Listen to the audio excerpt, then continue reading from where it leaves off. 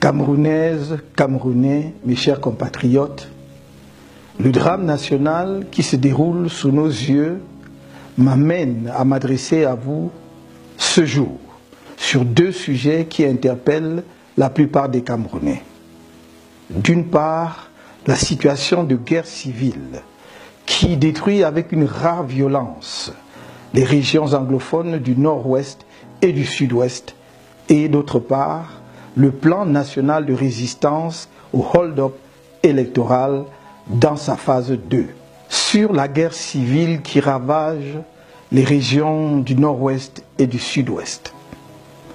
Les populations de ces deux régions sont confrontées depuis quelque temps à une escalade des atrocités de toutes sortes. Arrestations arbitraires, exécutions sommaires, jugements extrajudiciaires, destruction des biens, etc.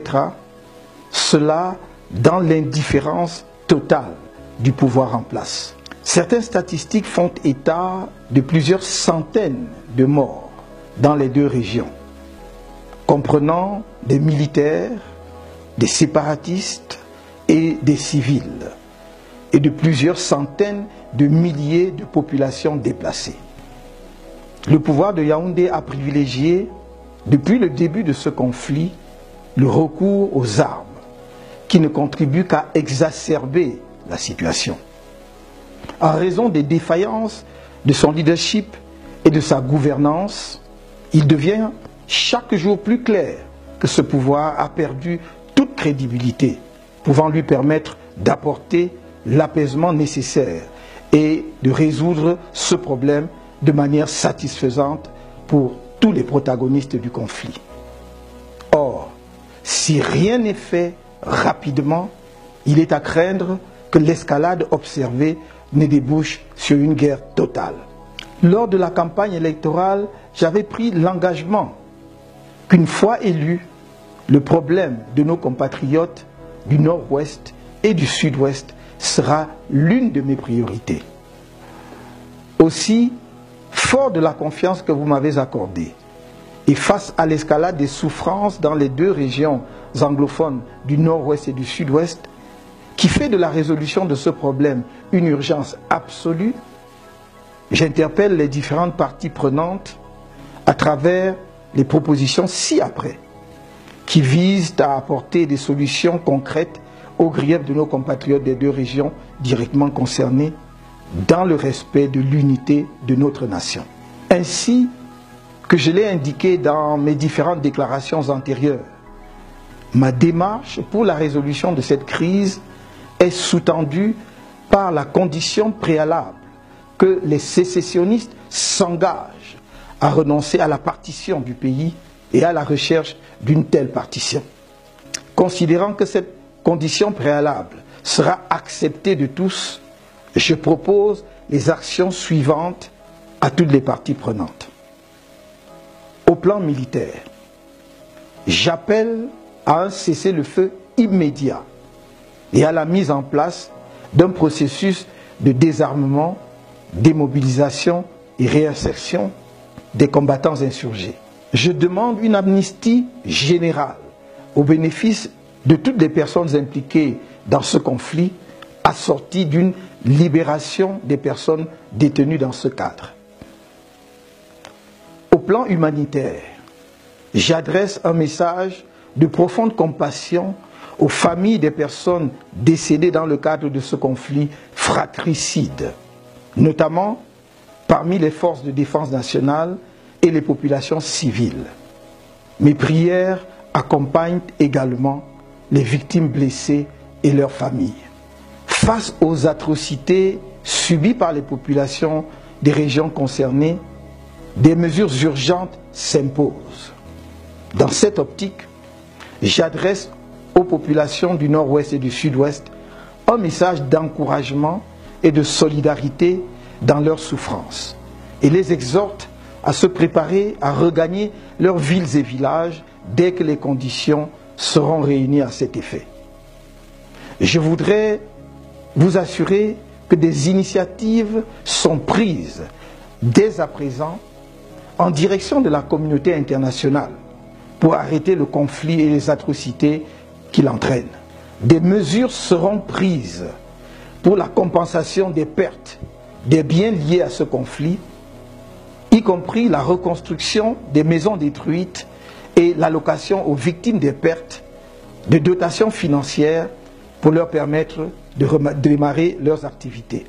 Je demande que des dispositions soient prises dès à présent pour aller chercher nos compatriotes réfugiés au Nigeria du fait de ce conflit, d'une part, et pour ramener les populations qui ont trouvé refuge dans les forêts, d'autre part.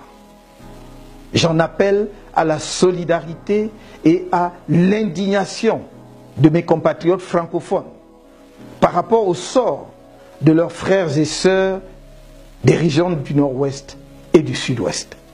Je voudrais souligner à leur intention que ce qui se passe dans cette partie de notre pays nous concerne tous directement.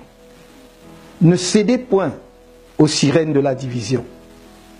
Le socle de notre combat politique est l'édification d'une république fraternelle et solidaire dans le cadre d'un Cameroun uni. C'est pourquoi la mort ou la souffrance d'un compatriote, quel que soit son lieu de résidence ou d'origine, doit nous concerner comme s'il s'agissait de nous-mêmes.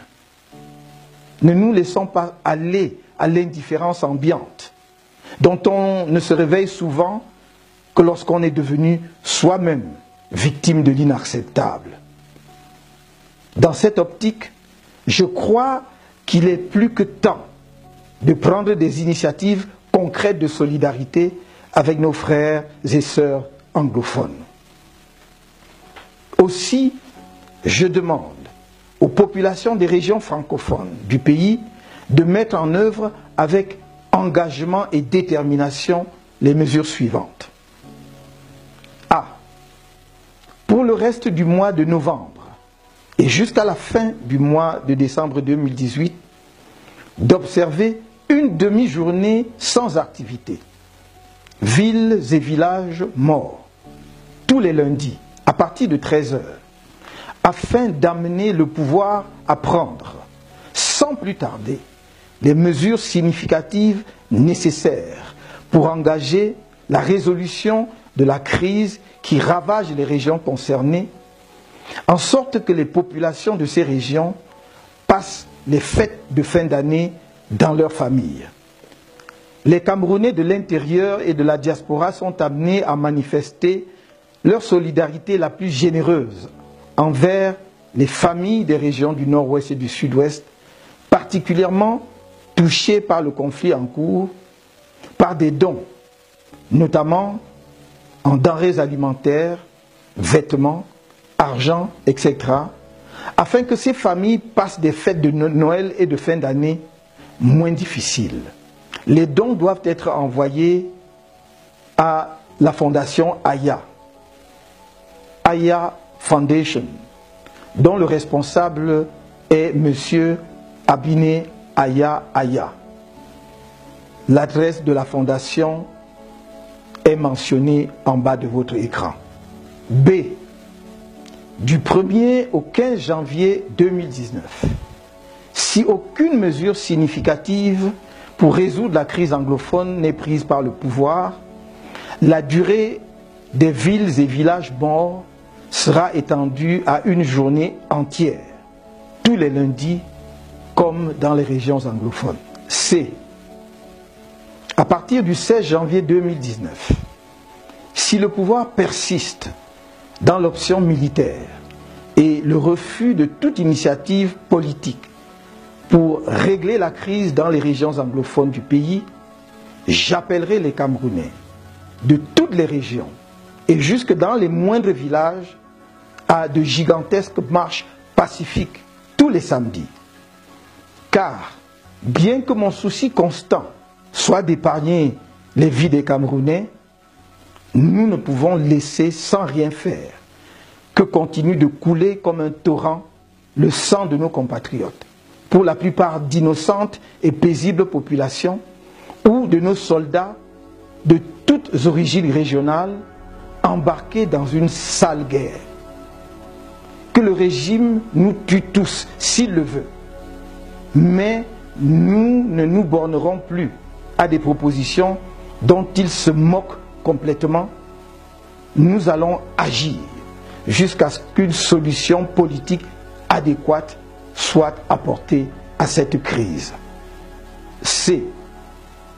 Au pouvoir, je demande d'arrêter le recours aux armes, car il ne peut constituer une solution à un problème politique. Je l'exhorte à recourir au dialogue inclusif, comme de nombreuses instances nationales et internationales l'ont recommandé. Je formule des prières pour les victimes militaires tombées sur le champ d'une guerre injuste contre leurs propres frères et sœurs. Une guerre absurde que les dirigeants civils de l'État leur font faire au lieu de prendre leurs responsabilités politiques pour y mettre fin, à défaut de l'avoir évité. Nos soldats exténués et mutilés pour certains ne savent plus pourquoi ils se battent. Amener des soldats camerounais à tirer sur des insurgés camerounais avec un armement sommaire, voire dérisoire, ne peut être un but de guerre suffisamment motivant pour ceux qui sont amenés à sacrifier leur vie. J'exhorte les éléments des forces de défense nationales à s'abstenir de recourir à une violence disproportionnée contre leurs propres compatriotes. À nos compatriotes qui ont pris les armes dans un dessein sécessionniste, je voudrais dire que j'entends fort bien leurs griefs contre le régime au pouvoir, lesquels ont pu les amener à une telle radicalité. Il s'agit notamment de l'absence d'une autonomie effective, permettant en l'occurrence aux régions anglophones du pays de s'occuper de leurs propres affaires, la non prise en compte de la spécificité culturelle née du particularisme historique des populations anglophones et de manière plus générale les injustices, la discrimination et les inégalités entre citoyens, le défaut d'un développement équilibré de toutes les régions et la promotion d'un État hyper centralisé où une poignée de personnes s'enrichit au détriment du plus grand nombre. En revanche, je ne saurais approuver leur démarche, consistant à causer la désolation et le deuil parmi nos frères et sœurs des régions du nord-ouest et du sud-ouest et à rechercher la partition de notre cher et beau pays, le Cameroun, magnifique œuvre commune des anglophones et des francophones. J'engage l'État, une fois acquis le cessez-le-feu, à ce que des mesures économiques soient prises pour permettre aux combattants de démarrer des activités génératrices de revenus ou de s'insérer décemment dans la vie socio-professionnelle dans le cadre de l'opération désarmement, démobilisation et réinsertion.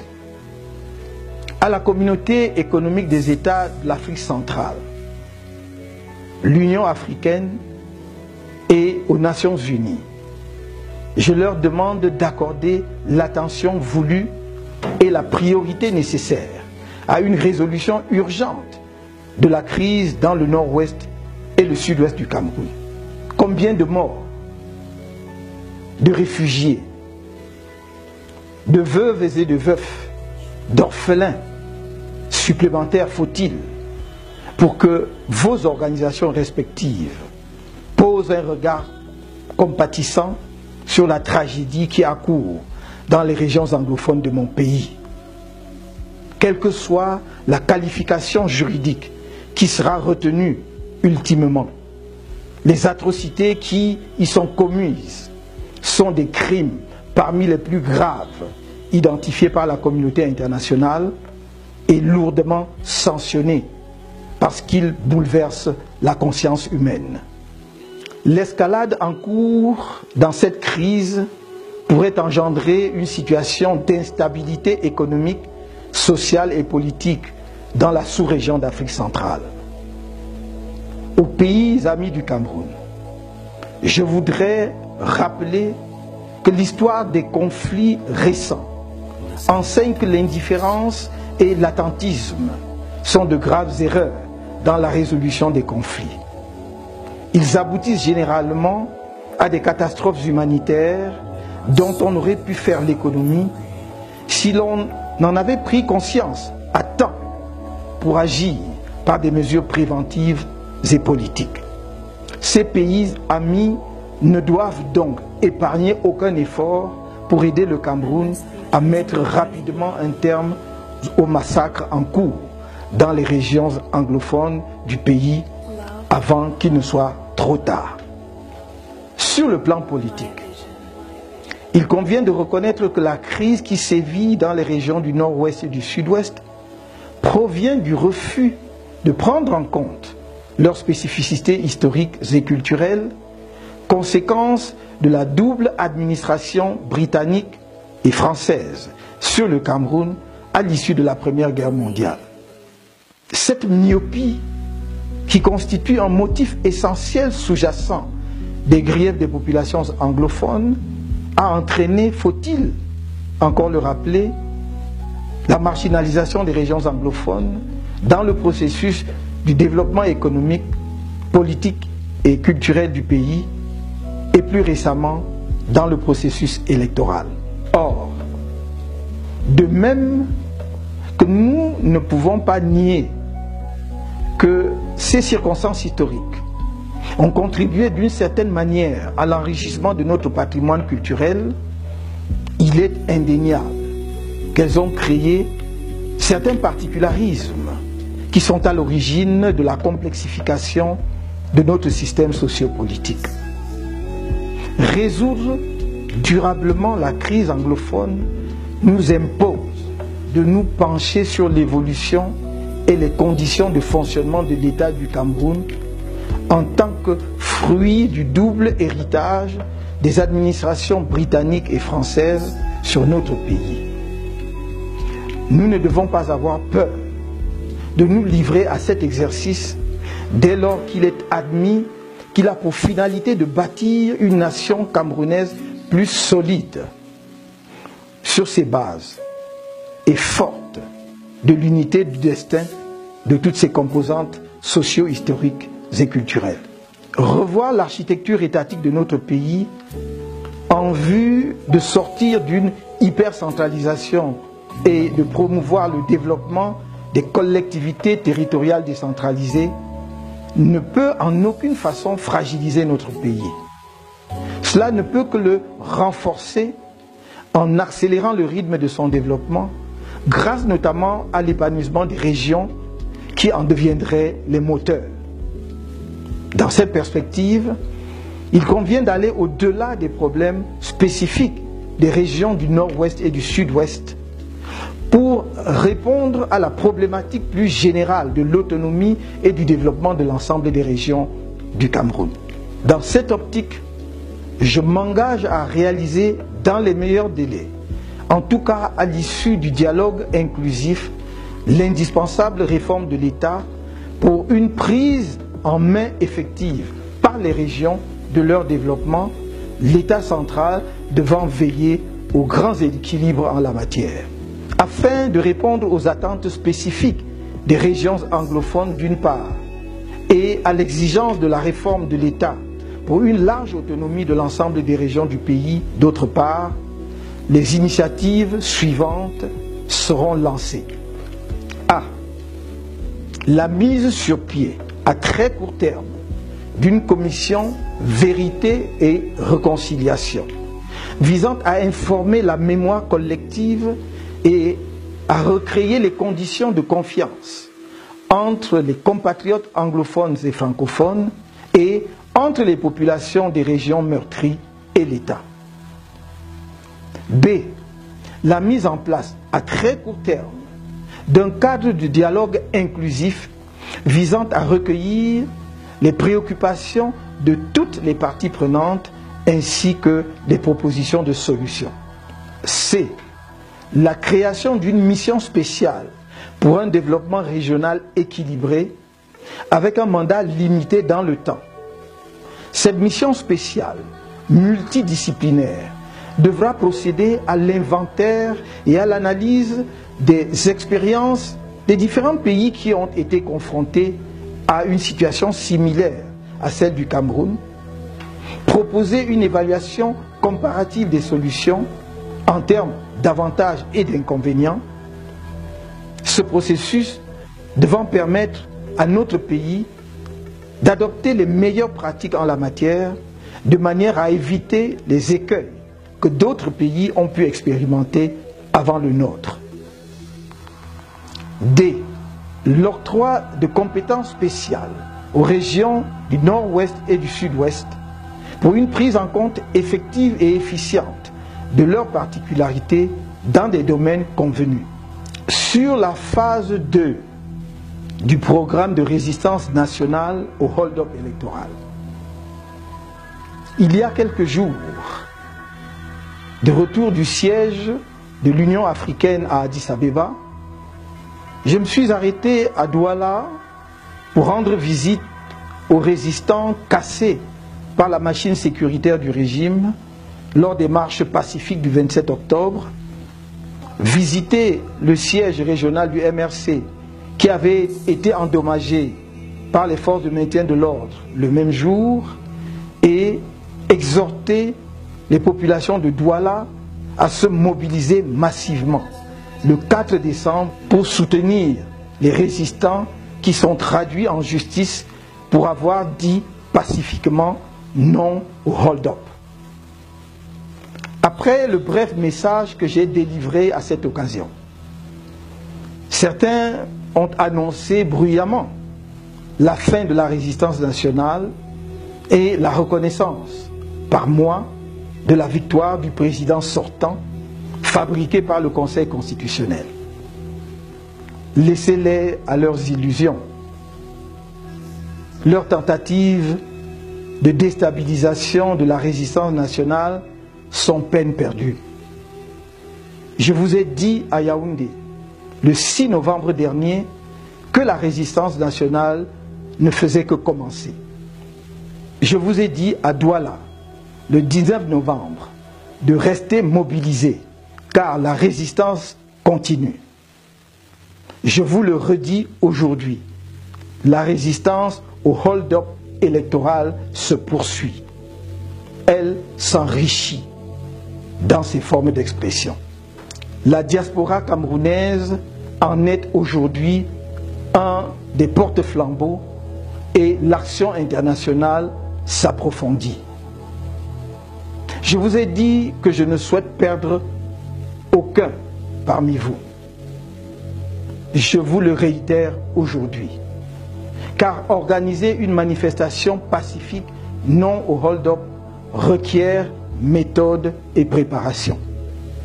Et parce que je ne veux perdre aucun d'entre vous, je vous exhorte de nouveau, au plan interne camerounais, à ne rien organiser qui ne soit autorisé par le plan national de résistance ou par la coalition, qui se fait un devoir de veiller à ce que les résistants au hold-up électoral n'y laissent pas leur vie.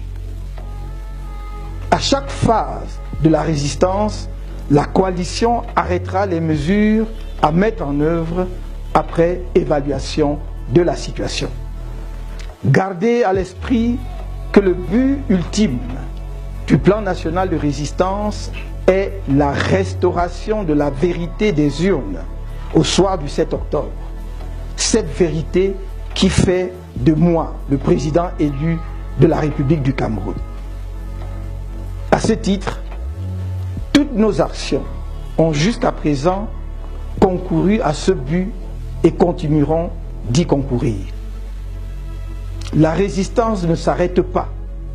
Au contraire, elle se densifie et gagne en puissance, car ses rangs ne cessent de grossir et son organisation s'affine chaque jour davantage. La phase 1 était celle du démarrage, permettant aux Camerounais de réapprendre à faire preuve d'altruisme en s'intéressant les uns aux autres. à s'engager de nouveau bénévolement pour la patrie et à faire foule dans la sauvegarde de celle-ci. Le plan national de résistance est le foyer dans lequel le patriotisme camerounais peut trouver un nouvel élan. Il est le cadre de la lutte contre l'oppression et le tribalisme. Il se fonde sur une démarche pacifique et le respect de la Constitution nationale, car la résistance nationale n'est pas l'insurrection nationale. Les graves violations constitutionnelles déjà présentes pendant le processus de l'élection présidentielle d'octobre et réitérées durant le contentieux électoral ont franchi un nouveau palier avec les répressions sauvages des manifestations pacifiques non au hold-up. Le non-respect des libertés et droits constitutionnels des citoyens camerounais engagés dans la résistance en est une preuve, puisque les manifestations publiques, qui plus est, pacifiques comme les nôtres, sont garanties par la Constitution camerounaise. Une autre preuve est le recours systématique à la torture et l'usage d'autres formes de violence telles que les sévices corporels par les forces de maintien de l'ordre sur des manifestants pacifiques. Du reste, au regard de la Constitution camerounaise, comment comprendre autrement que comme une manifestation de l'arbitraire du pouvoir les poursuites pénales engagées contre certains résistants pacifiques en ce moment? Sachez que, sans surprise, la deuxième phase du plan national de résistance montrera que ces violations constitutionnelles se prolongent par des violations des lois ordinaires, par le régime sortant et, de fait, sorti par les urnes. Imprégnez-vous donc de la phase 2 de notre plan national de résistance. Suivez attentivement ce plan dans ces deux nouveaux points qui enrichissent ceux de la phase 1, en sachant que nos actions visent des objectifs stratégiques précis. Faites-nous confiance, à moi-même et à la coalition. Je vous le redis, je ne vous abandonnerai pas, je ne vous trahirai pas, car je sais, plus que quiconque, qu'ensemble c'est possible. Alors, c'est ensemble que nous continuerons de dire non au hold-up électoral. Vive le Cameroun!